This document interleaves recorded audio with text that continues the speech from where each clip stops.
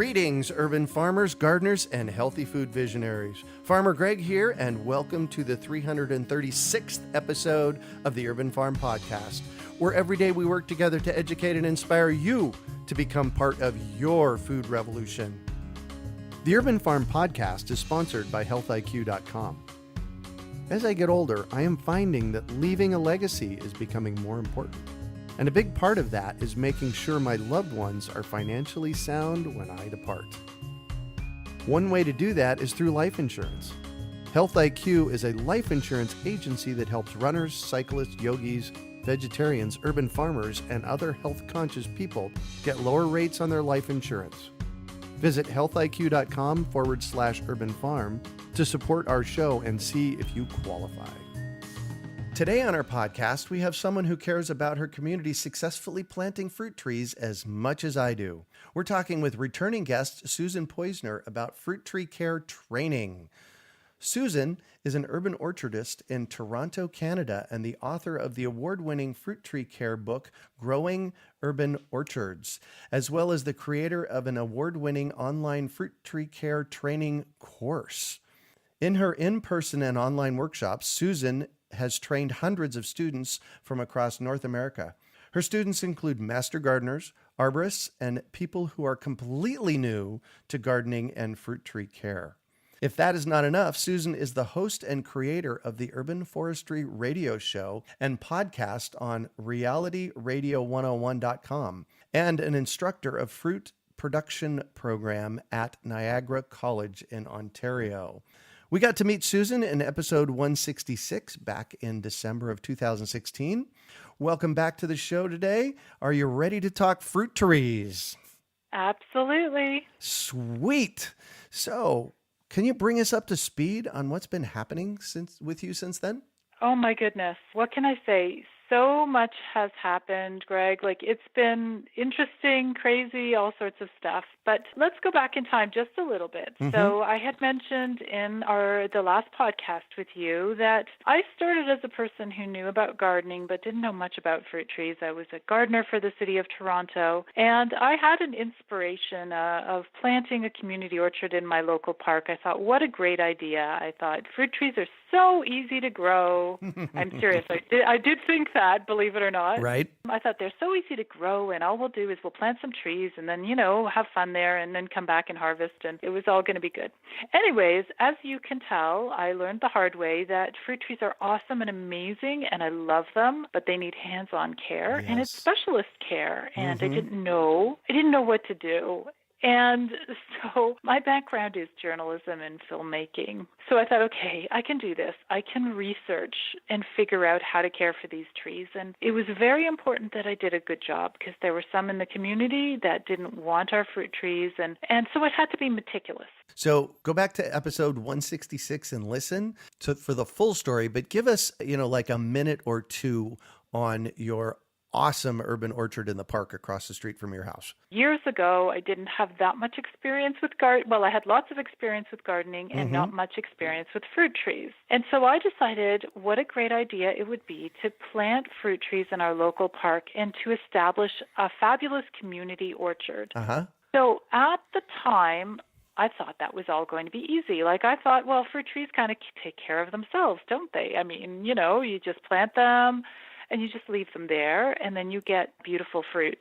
I really did think that, and that was a little naive. So just a few words about the orchard itself, however. We did plant the trees. We planted, and I know in the previous episode in which you spoke to me, I told you a little bit more of this story so people can go back and listen. But we got permission to plant 14 fruit trees in our park. And we planted apples and pears and apricots and cherries. And it's beautiful. It's a wonderful place where people can meet each other and volunteer and work together and take care of these trees. But here's the problem is we really didn't know how to take care of the trees. Yeah. And we knew that we had to do it very well because there were people in the community who had opposed our initiative, and they were keeping an eye on us. And if this was a mess, I was going to get in big trouble.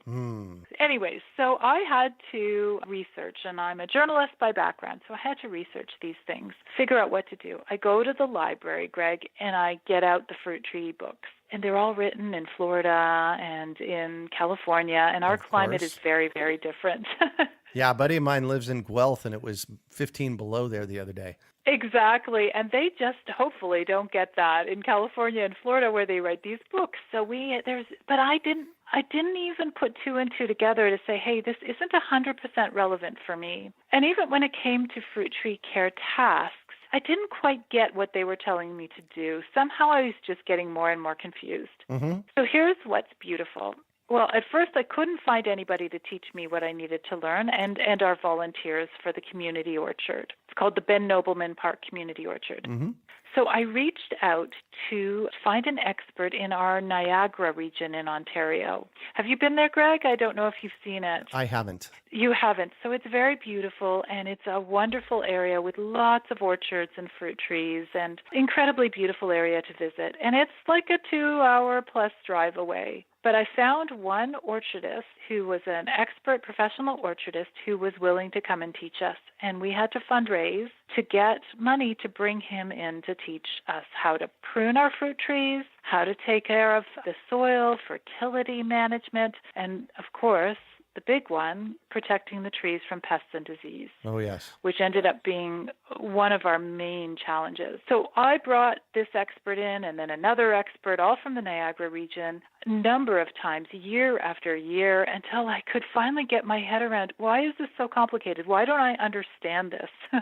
Finally, I got it. I think it was 3 years of workshops later. Every season we had these people come in. And I finally got it and said, oh, that's what you do when it comes to pruning. Oh, right. That's what you do. And so I wrote my book, Growing Urban Orchards. And it was the story of establishing that beautiful community orchard here in Toronto. But as I'm telling the story, I teach the lessons that I finally learned from these experts as to how to take care of your fruit trees. So the reason I'm telling you this when you ask me, how are things, what's going on now, is the irony of it is I wrote this beautiful book. I'm so happy with it. And it's gone out into the world. Because of that book, I've been invited to teach in various places in the state, in various places, webinars, all sorts of wonderful things. This past year, I got a call from Niagara College in Niagara, the Niagara region, this fruit-growing region. And they said, Susan, we want to know, would you consider coming out here to teach our fruit production course? Wow.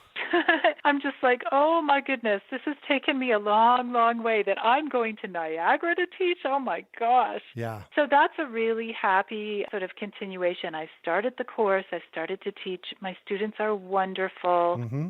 And I'm learning while I teach them, and we're going to be installing a really, really lovely orchard in the Niagara College campus, a gorgeous campus. Oh, nice. So that's one of the new things that's developed since we last spoke. Right. Wow. How cool is that? So you mentioned your book. Let's talk about your book a little bit. Tell us about it. Okay, here's what I wanted to know. I wanted to know when learning about fruit trees, and I communicated this in the book, is what is the minimum that I need to do in order to keep my fruit trees healthy and productive? Because frankly, Greg, one after another, the trees got sick. Oh, yeah. Right. Out of the initial 14 trees, we probably had to pull out half of them and replace them. Wow. Now, was that something you could have done differently going in, or is that just the normal process? Absolutely. I totally could have done it differently. So the point of the book is to say, folks, I made all these mistakes already, so you don't have to. Yeah. You can learn from my silliness, and then you get the head start. So my goal in writing the book was to help people save time, save money, and save heartache by learning how to care for fruit trees and learning how to choose the right fruit trees right from the start. So my goal is, I would love it if people pick up the book before they even buy their first tree. But even if they pick up the book and their tree is just in the ground 1 year or 2 years or even 10 years, they can still learn something. But one of the most important things you can do, and I have a whole chapter on this in the book, is choosing the right tree for your particular climate, for your particular circumstances. And from there, I teach fruit tree pruning, which is one of the most beautiful parts of fruit tree care. I want to go back to selecting the right fruit trees, and let's talk about the different things that people need to know when they go to buy a fruit tree? Because there are multiple different things you have to know. What are they? There are lots of different things that people have to know. So, for instance, one of the ones that seems obvious but isn't really is climate zone. So here in Toronto, you can go to a garden center and you can pick up peach tree because people want to grow peach trees. The only problem is in Toronto, it's a little bit cool for a peach tree, whereas in the Niagara region, they do really well with peach trees because they have a slightly different climate. Right. So climate is one of your considerations. You know me and fruit trees, and I apologize to my listeners. I don't mean to interrupt you, but there's so many cool things to talk about. I don't want to miss it. So I was recently at a local garden center here in Phoenix, and the label on this peach tree simply said peach. Oh, my gosh.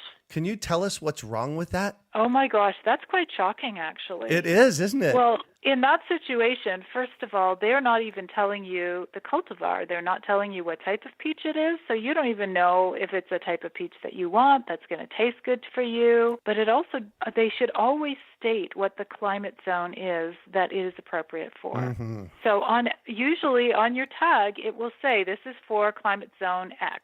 If it's appropriate for your zone, you can buy it and you can take it. So you need to get some information about the tree in order to know if it's going to suit your property. For us, we need low chill peaches here, low chill deciduous trees here.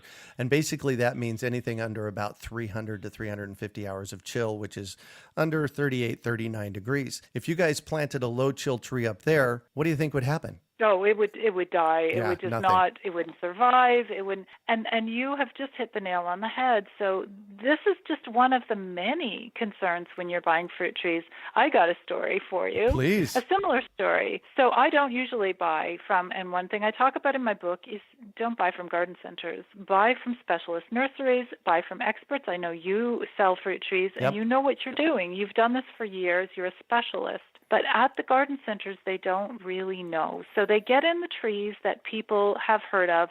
For instance, Honeycrisp apples are very popular here. Oh, yes. Everybody loves them. They're very sweet, and people want to plant Honeycrisp apple trees, which are the hardest trees to grow without toxic fungicides, pesticides, all that stuff. They're just a hard tree to grow. So again, you go to the garden center, you don't know that this is the appropriate tree for you. It's good for a beginner. It's good for somebody who doesn't want to use toxic sprays. So one time I went to the garden center, and it's a big one here in Toronto, very well known, and they're knowledgeable there, but I was desperate for a certain type of fruit tree. It was too late to order from a specialist nursery, so I go and I'm looking at their apricot trees, and I see they're covered with a canker, which is a disease that spreads very quickly. They're all smushed together, and I see canker, and I take it to one of the people in the nursery and I say, this tree has canker. And he says, oh, don't worry about it. Just put it back and take another one. Not realizing that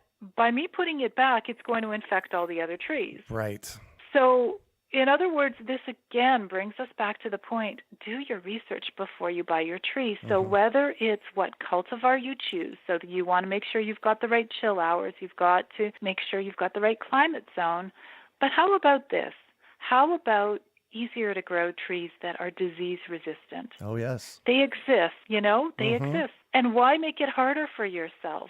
If, as it is, growing fruit trees is challenging. Why battle extra battles? Why have extra challenges when you don't need to by getting a disease-resistant tree? Amen to that. That's the end of that. And then there's a whole bunch of other considerations. When is the harvest time? So let's say you go to your cottage every summer and you're there, July and August. You don't really want to plant a tree where all the harvest is going to, be in early August when you're not even there. Right.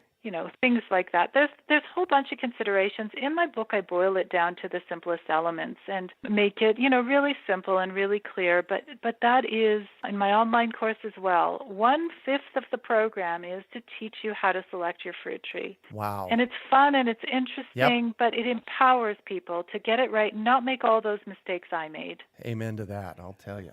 So when I cut you off the first time, you started talking about pruning. So let's go back to there. I don't want to miss that because that's also a really important piece. So another chapter of my book is about pruning. And pruning is, for me, one of the most beautiful parts of fruit tree care. Pruning is where you develop a relationship with your tree, and year by year by year, you're watching that tree grow and respond to this care that you're giving it. You're seeing how it reacts. You'll see where you did your cuts last year. You'll see how the tree reacts, and you're creating a shape for your tree that will last a lifetime. You start pruning from the very single day you plant your tree, Yes. the day you get it in the ground. Yep. So, and every year after that, you are pruning your tree. So back to Ben Nobleman Park, we popped the trees in the ground and we're like, oh, isn't this wonderful? And we're letting them grow. And we didn't prune them for probably 2 years until we had our first workshop. And we, because I knew there was such a thing as fruit tree pruning. I just had no idea what it was. Right. People get mixed up. They think that fruit tree pruning is exactly like pruning a native tree, where you cut off crisscrossed branches that are sort of scratching each other, or you cut off diseased branches, which of course you do with fruit trees. But really, it's different. You're sculpting your tree. You're creating a structure that will be sturdy enough and strong enough to support a heavy harvest. Yes. Another story is in 2013 here in Canada, we had an ice storm and it took out a lot of trees all over the city. It looked like devastation. So many trees came down because of all this ice frozen onto the branches. Big branches came down. In our little park, we had our 14 fruit trees. Not one branch was broken. Oh, wow. And these weren't even mature trees. Right. So that's because we prune our trees to have a strong structure. Mm-hmm. And, these trees are designed to grow lots of fruit. So for our little fruit trees, a bunch of ice on the branches was really no big deal. Oh, yeah. I can completely see that. So one of the things that I noticed, I went to Europe twice in the past 15 years. I was in Italy in 2004 and Croatia in 2014. And I noticed the very interesting way structurally that they were pruning trees. And for our listeners out there, I'll make sure that we get a picture of the perfectly pruned peach in my front yard, which incidentally we were pruning today, because it shows this method very, very well. And that is that the trees that I noticed over and over and over again in Europe were big branches. And so we had a really good structure underneath the tree and then a bunch of small branches, but not a whole lot of in-between branches. And very interesting. Yeah, it was. And I when I in '04 when I was there, they laughed at me. Are you taking another picture of fruit trees? And it's like, yeah, this stuff's interesting. Are you kidding? I take pictures of fruit trees all the time. Right. I'm like obsessed with taking pictures. And I love how you're talking about that. So where I started with pruning, and what I clearly explain in the book is central leader pruning. It's a certain structure. Yep. That will ensure you have a strong tree. And it's a fabulous place to start because it teaches you the principles behind fruit tree pruning, how you space your branches, how you leave lots of room for air circulation. But from there are other options. Once you have that knowledge, you can start learning about the other ways. And I have started to become very interested in high-density growing of fruit trees because lots of people, for instance, if they have an apple orchard, they want more trees in a smaller space. Mm-hmm. And there are different types of slender spindle pruning, different types of pruning where it's very different from what you talk about, where instead of growing these permanent and strong branches, these scaffold branches, which are the ones that come out of the trunk of the tree, the strong horizontal branches that last forever, when you do a high-density pruning, you're doing the opposite. As soon as the branch is productive, it's for a couple of years, and it's about half of the width of the main trunk. You cut it off, you remove it, leave a little stub, and then let another branch grow out in that very place.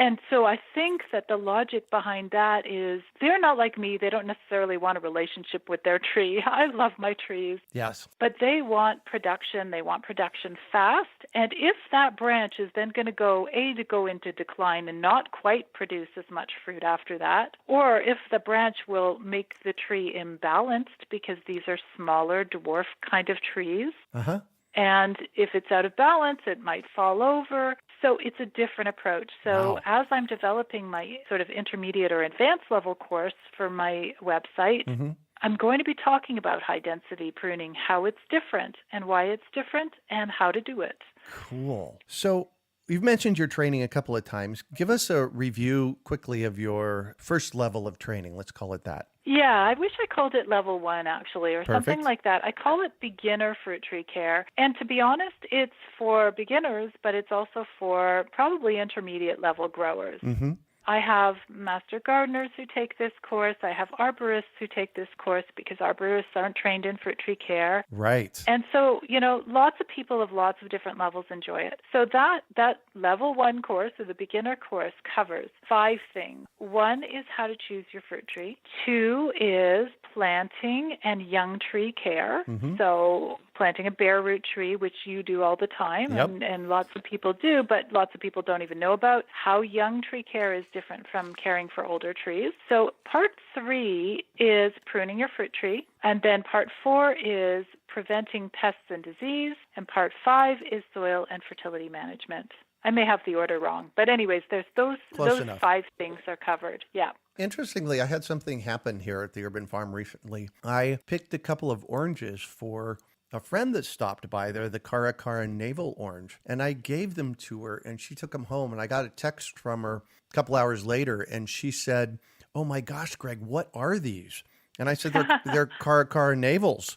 And she said, "I've eaten Cara navels before and they don't taste like that." Wow. Speaking to how good the oranges taste. And really, that has a lot to do with soil fertility, does it not? Yeah, it does. And you know what else? What I find also is often it has to do with pruning. And I'm not talking about what you get in the supermarket. Those guys kind of know what to do, but you're right. They kind of bankrupt the soil, whereas you are nurturing your soil. You're always adding organic material and taking care of it. So in your situation, it was probably the soil. But what I find is people come to me and they say, "Oh my gosh, I have this old apple tree. It's such a shame. The apples are terrible. It must be just a bad apple tree." And I say, wow, hang in there, because actually maybe it's a great apple tree, but with pruning, you will give your tree more energy to put into the fruit rather than into growing lots more branches. So the next year, after pruning a certain amount of the tree, cleaning it out a bit, you can't do anything too harsh with an older tree. You have to do it bit by bit.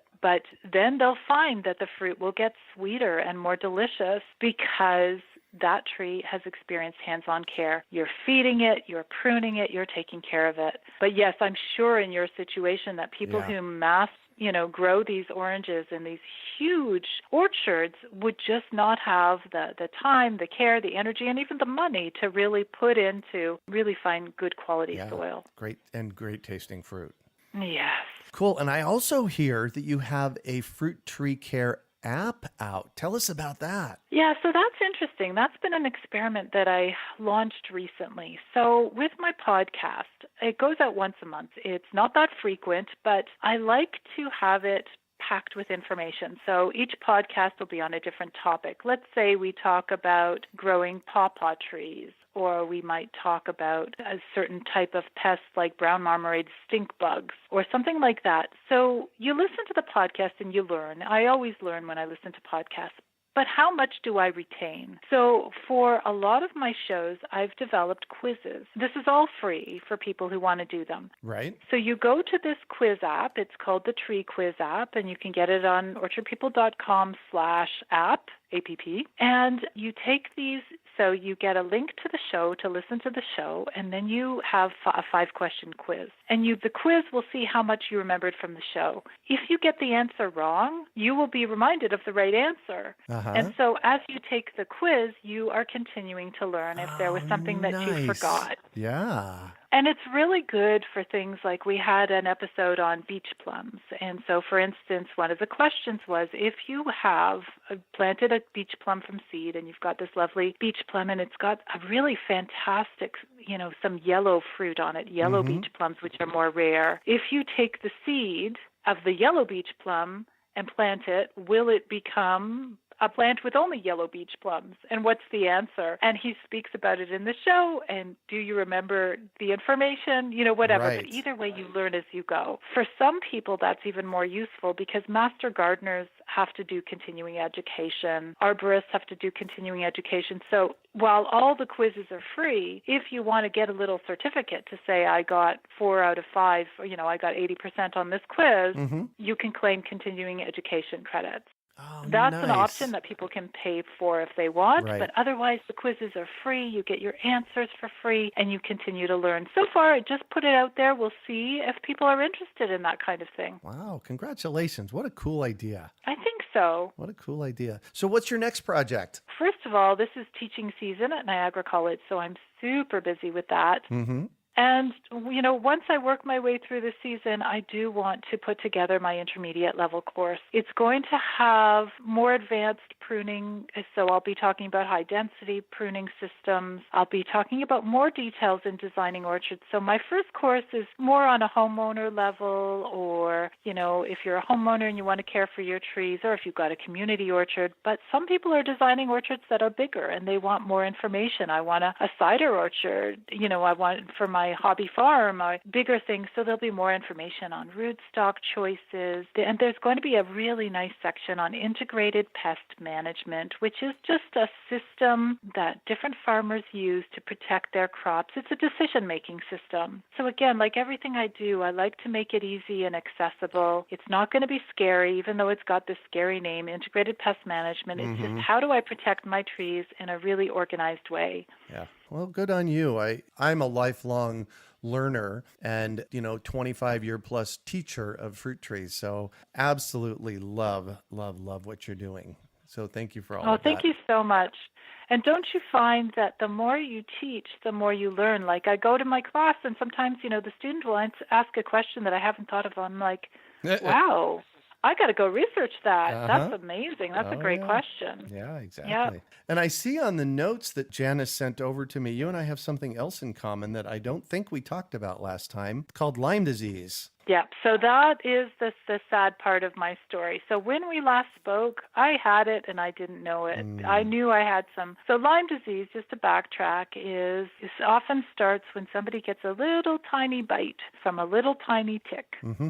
Sometimes you can see the bite has a circle around it, like a red circle, like a perfect bullseye. Yep. And sometimes it has a rash around it, and sometimes you don't even see the bite at all. So the year that these crazy symptoms started to affect my body was the last year I was a full-time gardener for the city of Toronto. And I'd get all this horrible body pain that never went away, and it wasn't for a reason. If your legs hurt, usually it's because you've been digging, you've been working, you've been doing this. No, nothing. So all these nasty symptoms started, skin symptoms, digestive symptoms, and I'd go from doctor to doctor, and people are just like, well, you got rosacea, or you got arthritis, you got this, and it's like, wait, this is ridiculous. I'm too young for this. I shouldn't have this stuff. Right. And at least I feel young anyways. But the problems just continues, and then the doctors just weren't very helpful, and I was starting to feel, well, maybe something's wrong with me. I don't know. Anyways, it took until the symptoms got really bad. I have, in the past 7 months or so, I've been in really challenging conditions. I've been dizzy, and I've got double vision and all sorts of stuff. Yeah. I mean, thank goodness I'm on the upturn now, and I'm back at work, and everything's good. But when the dizziness came in and the double vision and a whole bunch of other nasty symptoms, finally, I just kept fighting until I figured out what the answer is, and I got a Lyme test taken. My Canadian test was negative. Oh, but my U.S. Lyme test was positive. Yeah. I was just going to say our Canadian test is notoriously unreliable. Yeah. Even Health Canada says, don't trust this test. Don't diagnose only on this test. There's only a couple of companies out there that actually diagnose Lyme correctly. Yeah. We did have Sarah Sanchez on the podcast last August. She's with Lyme Voice, the podcast, and that was episode 269, where we really dug in deep to, her experience of Lyme and how the medical community doesn't really know what to do with it. Wow. Yeah, one of the things that people don't know is that Lyme, given that it is a bacteria, it can be sexually transmitted. That's part of how I have it, because my sweetheart Heidi was bit by a tick in Phoenix, Arizona in 2014. Oh, my gosh. Yeah, it's a tragedy. I just did an episode on my podcast about it and interviewed Rosanna Magnotta, who has a big winery here in Ontario, and her husband died of Lyme. Oh. Yeah. And it just goes to show where whoever you are, you can get hit. And they've got money, they've got this incredible business, and they couldn't save him. Yeah.